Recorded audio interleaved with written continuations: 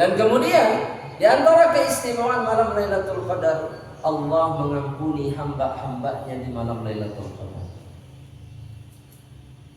Makanya Nabi Muhammad tidak mau kehilangan kesempatan itu. Sedangkan kita sering kali menyia-nyiakan kesempatan itu. Bapak Ibu sekalian, apa dalilnya Bapak Ibu bahwa malam Lailatul Qadar Allah mengampuni hamba-hambanya? Dalam hadis yang sahih, Nabi Muhammad SAW ini diriwayatkan Imam Bukhari Muslim. Diriwayatkan Imam Bukhari Muslim. Kata Nabi Muhammad SAW, man shoma Ramadan. Pertama, perhatikan Bapak Ibu. Dalam satu hadis ini semuanya Bukhari Muslim. Man shoma Ramadhana imanan wa ihtisaban. Barang siapa yang berpuasa di bulan Ramadan karena iman dan mengharapkan pahala balasan dari Allah, ghufira lahu ma taqaddama min dzambi. Kalau malam Lailatul Qadar kita sudah puasa atau sebelum puasa? Jemaah.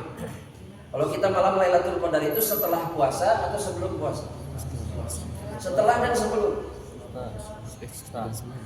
Malam Lailatul Qadar itu kita lewati setelah berpuasa atau tidak? Iya, setelah berpuasa, betul? Dan sebelum berpuasa hari berikutnya, betul? Betul nggak ini? Jamaah? Betul? Baik. Satu, dia pasti berpuasa sebelum malam itu dan setelah malam itu, betul nggak? Dan Nabi mengatakan man shoma Ramadhana imanan wa ihtisaban ghufira lahu ma taqaddama. Kata Nabi, barang siapa yang berpuasa Ramadan karena Allah, karena mengharapkan balasan dari Allah, maka dosa-dosa terdahulunya diampuni. Satu.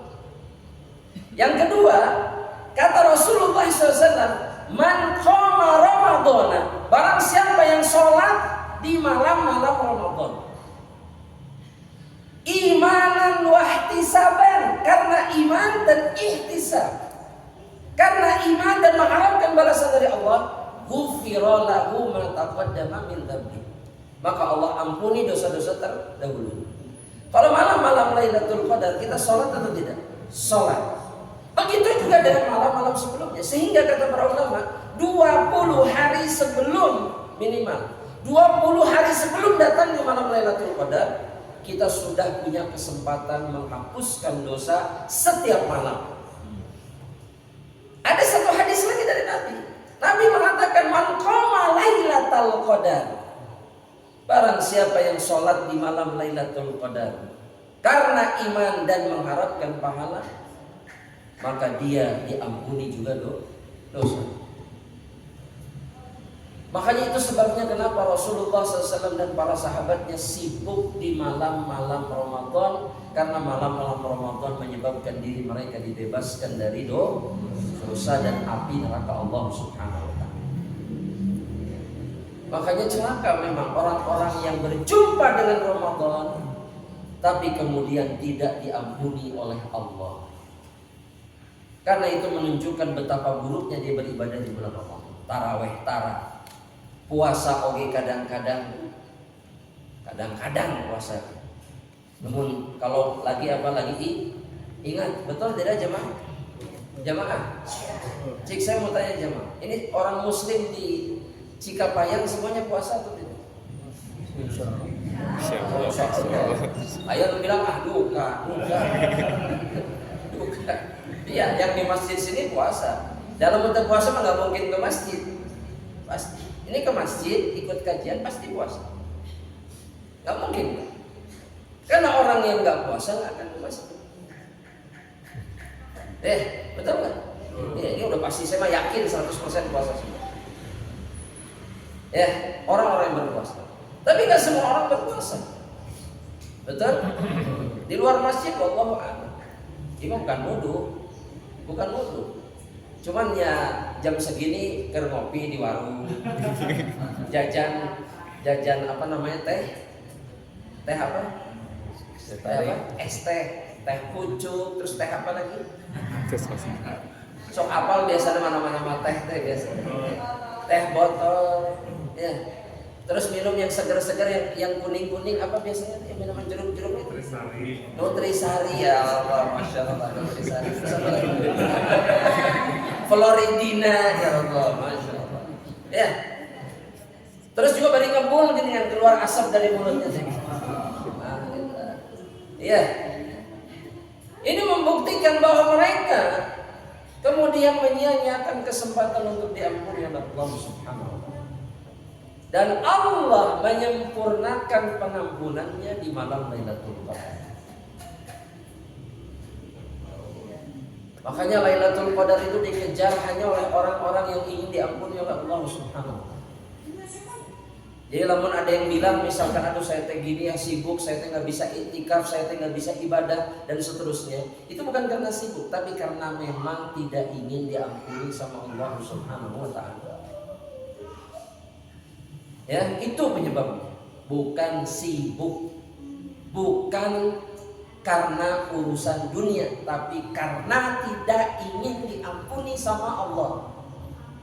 Makanya dia tidak mau memberikan waktunya untuk beribadah di malam Lailatul Qadar. Nah, tahun ini kira-kira tanggal berapa Bapak Ibu sekalian rahmatullah? Tanggal berapa malam Lailatul Qadar? Kira-kira ini. Nah, oh rahasia Allah itu. Iya rahasia Allah, nggak ada yang tahu. Tapi tahu tandanya nggak? Dikasih tandanya nggak sama Allah? Dikasih tandanya nggak? Dikasih. So, tandanya apa aja? Matahari paginya tidak terlalu terang. Ya, kalau kata Nabi Muhammad SAW, dhaifus syu'a. Kalau kata Nabi, sinarnya lemah. Ya, sejuk. La barid wala har. Sejuk itu tidak dingin, tidak panas. Sejuk. Terus apa lagi? Ada satu lagi. Terkadang langit itu warnanya merah di pagi hari malam Lailatul Qadar. Jadi dalam satu hadis, langit itu tidak merah, tapi dia seperti mendung. Terus mataharinya tidak kuat. Tapi dalam hadis yang lain, itu pagi itu sangat merah. Pagi itu langit itu terlihat sangat merah. Ya. Jadi cahaya lebih dominan cahaya merah. Dan kita bisa tahu di situ. Tapi ini tidak muncul di setiap tempat. Dan dulu pernah hampir dikabarkan oleh Nabi kapan akan turunnya malam Lailatul Qadar. Jadi kita bakal tahu, kita bisa tahu kapan Lailatul Qadar. Tapi itu gak jadi diturunkan informasinya oleh Allah kepada Nabi. Gara-gara apa? Gara-gara ada yang bertengkar di hadapan Nabi. Nabi bilang begini, saya akan kabarkan kapan malam Lailatul Qadar. Tapi Nabi diam kemudian, berhenti, gak langsung ngasih tahu. Maka ada sahabat yang debat, siga nama tanggal 2 Hiji. Benar, ini hadisnya begitu. Sahabat yang bilang enggak, 23 ribut, 25, ini ngomong 27. Sampai akhirnya mereka itu bertengkar, suaranya meninggi satu sama. Untuk malam 2 Hiji cek saya kayak. Untuk tanggal 23. Akhirnya Nabi Muhammad SAW keluar dari kamarnya dan mengatakan, apa ini yang kalian lakukan? Katanya. Hampir saja Allah memberitahukan kepada saya, tapi kemudian gara-gara kalian ribut, Allah angkat kembali informasi. Dan Nabi mengatakan hanya begini, cari saja malam Lailatul Qadar di malam-malam ganjil. Udah itu. Padahal hampir saja dikasih tahu sama Allah Subhanahu. Pokoknya malam Lailatul Qadar tanggal sekian. Esel nggak jemaah? Esel. Mantapnya tong debat wae. Di antara penyebab diangkatnya kebaikan itu debat. Ya sama, seperti hari ini juga sama. Malam-malam ganjil kayak subuh nanti kalah luar, nah ngalikeun langit. Bancok saya kayak iya sih kana mah ayeuna. Untuk kamari malu jelas. Ya, sudah nggak usah ngurusi itu. Ya, karena sebab perdebatan Allah hilangkan kesempatan kita untuk bisa tahu kapan malam Lailatul Qadar. Dan Nabi mengatakan asa an yakuna khairan lakum. Dan aku berharap ini jauh lebih baik untuk kalian. Ketika kalian nggak tahu kapan malam Lailatul Qadar, Allah nggak tetapkan kapan malam Lailatul Qadar, itu jauh lebih baik. Kenapa? Agar kalian ibadah terus menerus. sepanjang 10 hari terakhir. Nggak pilih-pilih datang ke masjid hanya malam-malam ganjil. Malam-malam genap di rumah, tidur. Ibadah tidak, zikir tidak, baca Quran tidak. Sedangkan Nabi Muhammad SAW di 10 hari terakhir menghabiskan hidupnya untuk ibadah. Begitu juga dengan para sahabat yang lain. Saya mau tanya jamaah, saya mau tanya. Kalau malam-malam terakhir bulan Ramadan atau di hari-hari bulan Ramadan, Nabi itu baca Quran seberapa sering? Coba siapa yang bisa jawab? Seberapa sering Nabi baca Al-Quran di malam-malam Ramadan, khususnya di 10 hari terakhir? Seberapa banyak? Seberapa banyak? Berapa juz? Setiap hari hatam. Jamaah? Setiap hari hatam. Setiap hari hatam? Yakin? La ilaha illallah. Yakin? Sekali lagi saya katakan yakin? Insya Allah. Tapi insya Allahnya lebih dekat kepada duka sebetulnya. Ya, dalam hadis sahih ada Imam Bukhari. Dalam hadis sahih ada Imam Bukhari. Tulis di jemaah. Kata Ibunda Aisyah, "Ma ra'aitu Nabiy sallallahu alaihi wasallam yahtimul Qur'an."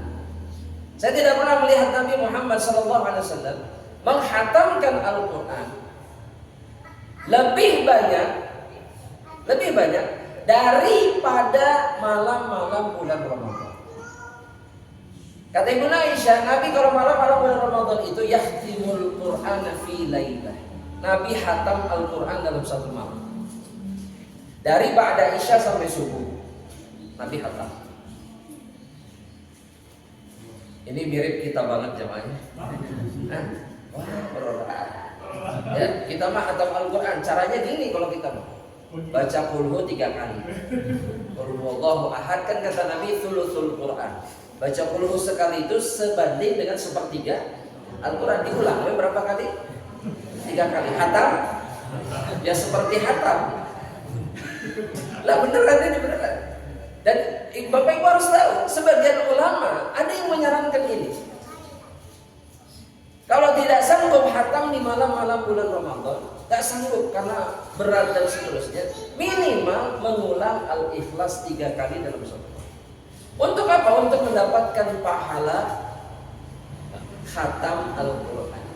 Karena baca sekali itu pahalanya sebanding dengan sepertiga Al-Quran. Iya, ini gak pernah kita amalkan. Iya, betul gak? Ini hamba Allah yang cerdas. Dia gak sanggup hatam dari awal sampai akhir, minimal dapat pahala. Caranya gimana? Ulang surat Al-Ikhlas berapa kali? 3 kali. Jadi saya tahu Bapak Ibu lagi mikir, jadi makin enak ini, jadi makin enak. Akhirnya mah tidak baca Al-Quran ya, masih dulu aja ulang-ulang. Ya, jangan begitu. Tapi ini mau bagi yang nggak sanggup. Tapi syahidnya, buktinya bahwa Nabi itu menghatamkan setiap malam.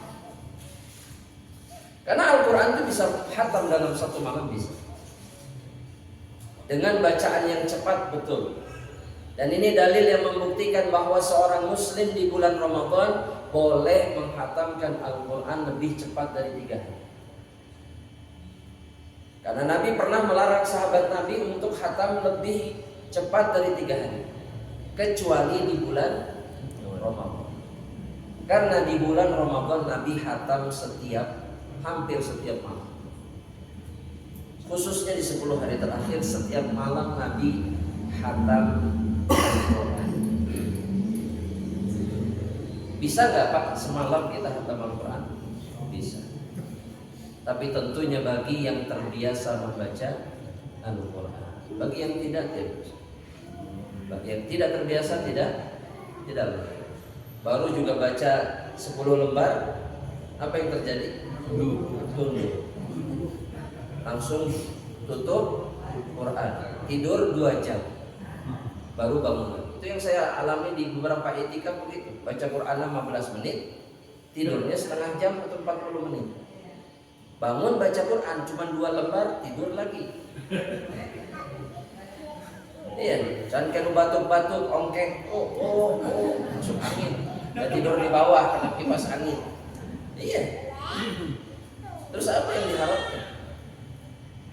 Ya, apa yang bisa diharapkan dari perkara yang seperti ini? Mendapatkan malam Lailatul Qadar tidak jauh. Karena malam Lailatul Qadar hanya bagi orang-orang yang menghidupkan malamnya. Dan jamaah rahmatillah Allah Subhanahu wa taala. Kemudian jamaah rahmatillah, para ulama mengatakan bahwa Nabi Muhammad sallallahu alaihi wasallam itu di malam-malam terakhir Nabi Muhammad sallallahu alaihi wasallam itu menghabiskan waktunya juga untuk sholat. Untuk sholat. Di 10 hari terakhir Nabi Muhammad sallallahu alaihi wasallam menghidupkan malam-malamnya dengan sholat. Begitu juga dengan para sahabat. Saya mau tanya nih, orang kalau sudah taraweh boleh sholat malam atau tidak? Boleh? Boleh. Saya mau tanya, berapa rakaat sholat malam? Taraweh kan 11. Sholat malamnya berapa rakaat? Sudah terbatas. Boleh 4. Terus berapa lagi? Jadi 11 tambah 4 berarti berapa? 15. Jadi semalaman 8 jam itu cuma 15 rakaat. Apakah itu yang disebut menghidupkan malam dengan ibadah? Dijawab masing-masing. Nabi Muhammad sallallahu alaihi wasallam sebagaimana hadis yang sahih diriwayatkan Imam Muslim, Nabi Muhammad sallallahu alaihi wasallam kana yatruku Fatimah wa Aliyan lailan fayaqulu lahumā ala taqumani fatusalliya. Nabi Muhammad sallallahu alaihi wasallam itu bahkan kalau sholat malam itu bukan hanya dirinya sendiri, tapi membangunkan putrinya Fatimah dan Ali dan memerintahkan mereka juga untuk sholat.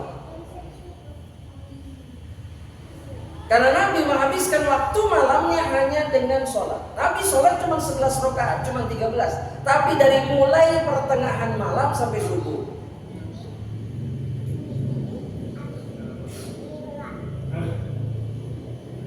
Ya. Karena Nabi dalam 1 rakaat baca surat Al-Baqarah, surat Al-Imran, surat An-Nisa dalam 1 rakaat. Atau apal atau ustaz dengan apal. Kan bisa pakai mushaf gini dipegang. Kan boleh. Iya. Ibunda Aisyah kan sholat malamnya, bapak-bapak, ibu-ibu, ini informasi. Ibunda Aisyah dan para sahabat yang lain kalau sholat malam, beliau meletakkan mushaf di hadapannya. Quran dibuka dan baca dari situ ketika sholat malam. Jadi bagi yang nggak hafal Al-Quran itu tidak punya alasan untuk tidak baca banyak, karena bisa baca dari mushaf. Pakai HP boleh, atau dipegang begini boleh, atau disimpan di nanon teh. Standar. Apa yang berdiri gitu teh? Yang kayak gitu, betul. Di itu holder gitu, itu di situ buka weh. Quran lo gede gini kan itu ibu. Itu juga ada. Dia bawa dari sini dari masjid bawa ke rumah. Dipinjam. Jangan. Ya. Bisa dipakai soal nggak punya pinjam. Atau kalau nggak beli Quran, insya Allah banyak yang jual Quran gede-gede. Baca. Ingat Nabi rakaat pertama itu membaca 3 surat terpanjang di awal Al-Quran. Ya, kok bisa Nabi melakukan? Kenapa? Nabi eta mah beri gampang bisa jawaban. Eta mah Nabi. Emang Nabi nggak bisa diikuti sama kita? Bisa, kan gitu jawabannya. Betul? Mungkin nggak sehebat Nabi, tapi bisa nggak? Bisa. Masalahnya kita menikmati ibadah seperti Nabi atau tidak? Yang membuat para sahabat Nabi Muhammad SAW bisa kuat menghadapi ibadah karena Nabi menikmatinya. Itu kunci rahasia kenapa Nabi ibadahnya bisa maksimal. Bukan hanya saja di 10 hari terakhir, tapi di sepanjang hidupnya. Karena Nabi menikmati ibadah. Kita kasih contoh. Dulu Nabi Sebelum adzan, kalau mau adzan, masuk waktu sholat, kata Nabi bilang sama Bilal begini, ya Bilal, kom, berdiri sana, berdiri. Adzan, kenapa? Arihna bis sholat. Buat kami istirahat dengan sholat. Karena kalau Bilal adzan, berarti datang waktu. Dan ketika sholat, Nabi sedang merasakan istirahat yang sangat luar biasa. Nikmat. Kita kalau istirahat kan enak ya Pak, di rumah, rebahan, betul nggak? Nah, Nabi itu merasakan seperti itu ketika sholat. Hari kita mau sholat panjang seetik langsung esam. Nah, mau di dia deui sholat di masjid. Ya. Betul nggak? Iya. Mun tadi cirian imam mana imam? Oh eta. Orang jelema eta mau sholat di dia. Ya. Iya jemaah. Bagaimana bisa kita menikmati ibadah kalau kita tidak pernah merasakan nikmatnya, tenangnya, damainya, luar biasanya ibadah kepada hati kita? Dan itu sebetulnya masalah kita itu.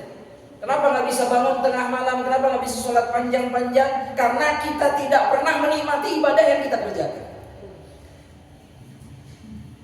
Sedangkan yang menikmati ibadah bisa melakukan ibadah sepanjang malam tanpa merasakan keletihan. Iya, ini masalah menikmati ibadah. Nah, Nabi dan para sahabat itu di 10 malam terakhir sangat menikmati ibadah yang mereka kerjakan. Sholatnya, qiraatul Qur'annya, belum lagi sedekahnya. Dan malam Lailatul Qadar itu Nabi sibuk bersedekah. Itu juga yang dilakukan Nabi dan para sahabat. Nabi itu dermawan, kata Ibnu Abbas. Tapi lebih dermawan lagi kalau di bulan Ramadan, dan lebih dermawan lagi di 10 hari terakhir.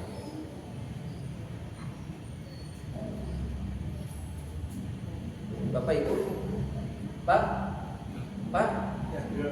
Jadi jangan mengatakan gini lagi. Kenapa Nabi kuat sholat? Baca 3 surat terpanjang dan Nabi. Dan gitu jawabannya. Tapi bagus, minimal menjawab. Nabi ya tapi. Ya, iya. Alasan aja. Masya Allah. Ya, tapi karena Nabi menikmati ibadah. Ya. Nah, Nabi bahkan membangunkan orang lain di malam-malam. Sebagaimana disebutkan, supaya ikut sholat bersama Rasulullah SAW. Artinya sholatnya nggak berjamaah sendiri-sendiri, tapi sholat di 10 hari terakhir. Ya, yang berikutnya jamaah rahmatillah Allah, kata para ulama, para sahabat Nabi dan para sahabatnya, ya, ketika 10 malam terakhir, beliau sibuk kemudian melakukan membersihkan diri mereka. Membersihkan tubuh mereka. Ya, meskipun kata para ulama ini tidak ada dalil khususnya dari Rasulullah SAW, tapi perbuatan para salafus saleh dari sahabat, tabi'in menunjukkan mereka kalau malam Lailatul Qadar mereka berpenampilan terbaik semaksimal mungkin. Mandi, pakai baju bagus, dan kemudian tubuh mereka harum oleh minyak wangi. Ya, ini mah kita banget ya. Iya. Malam Lailatul Qadar atau 10 malam terakhir ke masjid, ya, itu bajunya bagus, habis mandi, ya, atau kalau yang iktikaf mandinya di mana? Di masjid, terus pakai minyak wangi. Apa yang menjadi alasan para salafus saleh menyukai atau mencintai ini? Karena 3 perkara ini adalah 3 keadaan terbaik di dalam masjid. Sudah mandi. Yang kedua, bajunya bagus, sebagaimana yang difirmankan oleh Allah di dalam Al-Quran, ya, dalam surat Al-A'raf, khuduz zinatakum inda kulli masjidin. Pakailah pakaian indah kalian pada setiap kalian datang ke masjid. Ini sebetulnya perintah setiap kali ke masjid. Ya, ke masjid bukan pakai kaos oblong. bukan pakai celana jeans. Bukan nggak boleh, boleh pakai kaos oblong boleh, pakai jeans boleh, tapi bukan untuk ke masjid. Ini pengingat buat diri saya sendiri. Kadang-kadang memang Korea ke masjid, ya pakai baju rapi-rapi, udah yang ada aja gitu ya. Betul nggak nih jemaah? Jemaah betul nggak? Iya. Seayak-ayak lah gitu ya. Yang penting pakai baju. Itu prinsipnya begitu, betul. Padahal yang dicintai sama Allah itu kalau ke masjid dengan pakaian terbaik. Kadang-kadang kita malu sama sebagian orang kafir. Sebagian orang kafir itu kalau ke masjid pakai baju yang gak pernah mereka pakai, betul? Baju nanti udah disimpan di lemari, di laundry, pakai plastik, dipakai cuma seminggu sekali. Iya. Orang mah ya Allah baju toko bangunan Langgeng Jaya. Ya. Ya. Terus merek Homer nih, Jack Daniels itu dipakai. Bayangkan coba, pakai baju gambarnya botol bir, dipakai sholat ke masjid. Coba. Kan itu mah sudah nggak perlu lihat syariat lagi, mikir ya, perlu mikir gitu. Ya, baju gambar dari benda yang diharamkan sama Allah dipakai menghadap Allah. Kadang-kadang gambarnya bintang.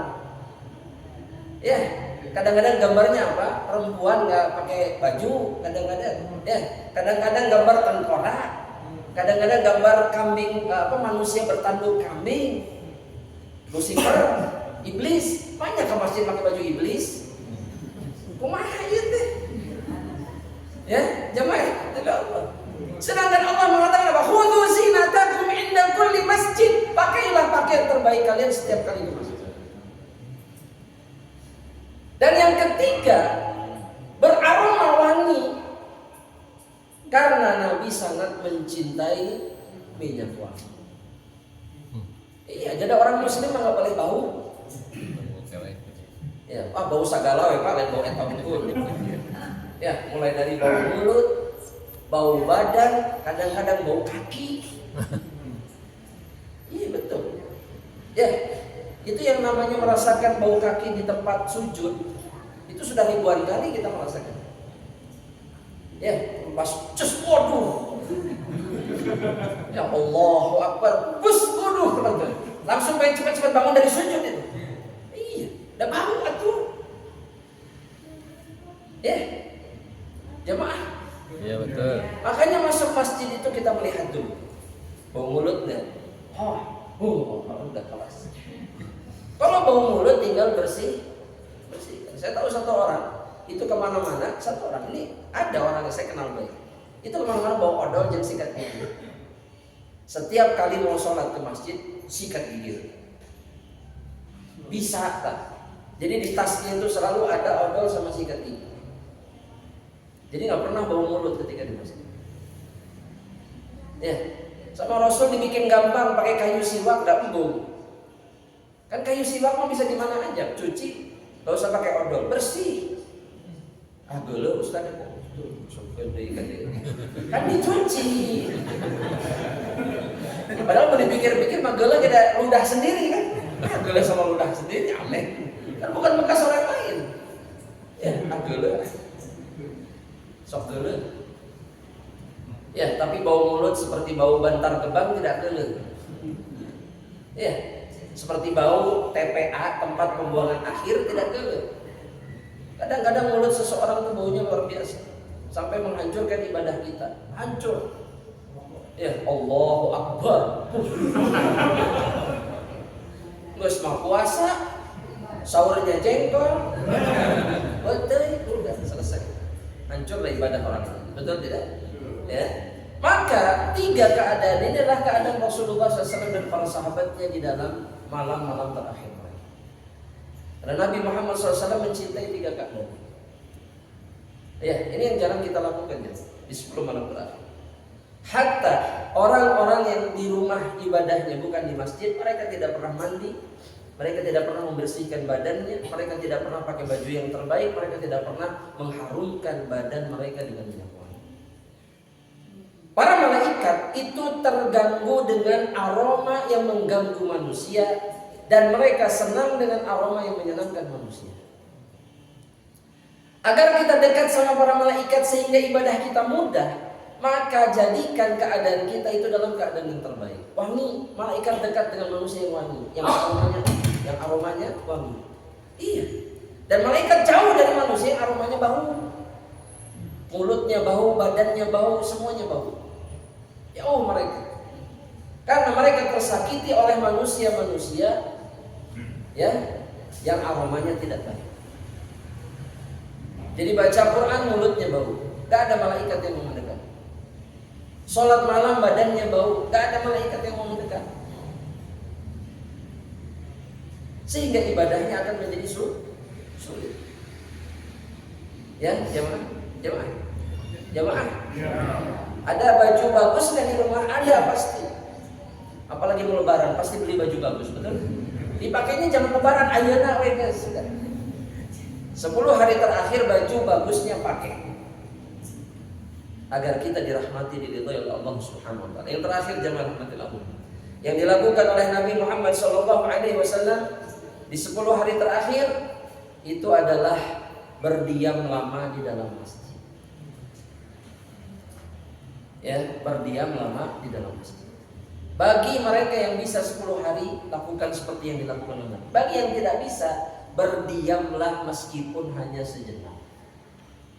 Karena para sahabat Nabi Muhammad SAW yang tidak bisa i'tikaf, mereka berdiam di malam-malam terakhir bulan Ramadan di masjid.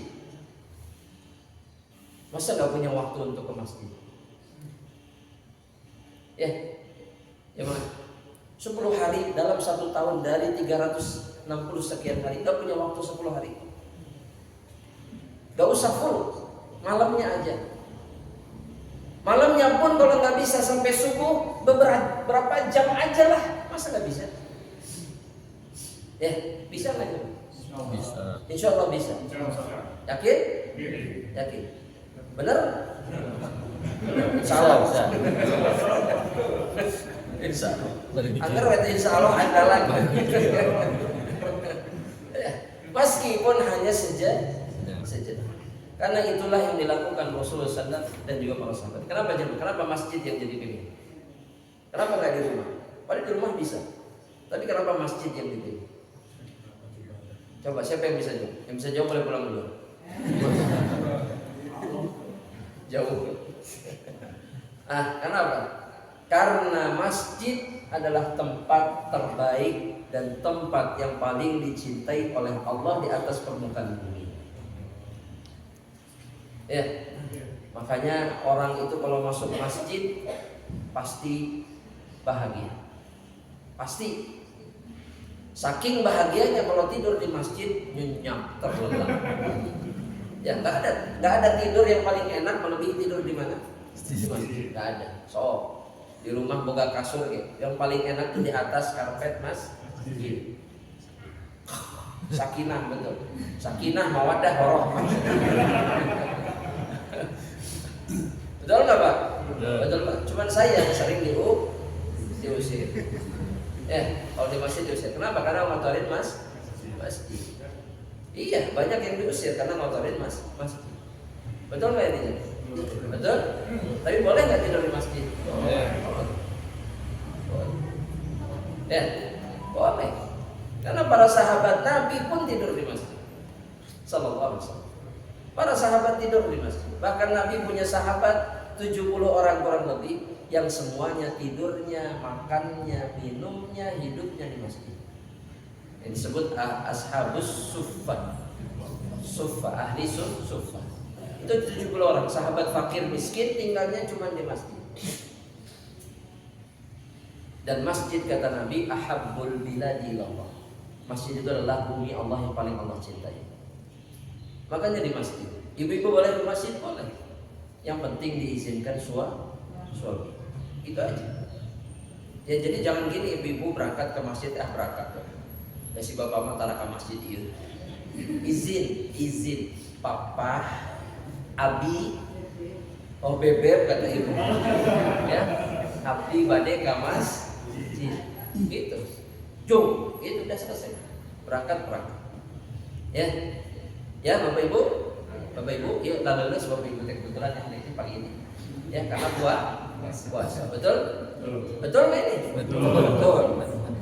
Ya, nggak apa-apa Bapak Ibu sekalian. Mudah-mudahan puasa ini diterima sama Allah Subhanahu wa Ta'ala. Ya, puasa kita semuanya. Insya Allah sampai di sini perjumpaan kita Insya Allah Ta'ala. Ya mudah-mudahan dimudahkan di kesempatan yang lain Insya Allah. Ya, akhir waktunya mungkin untuk tanya jawab. Tanya jawab dulu mungkin ya di jadwal itu. Ada tanya jawab? Silakan. Silakan.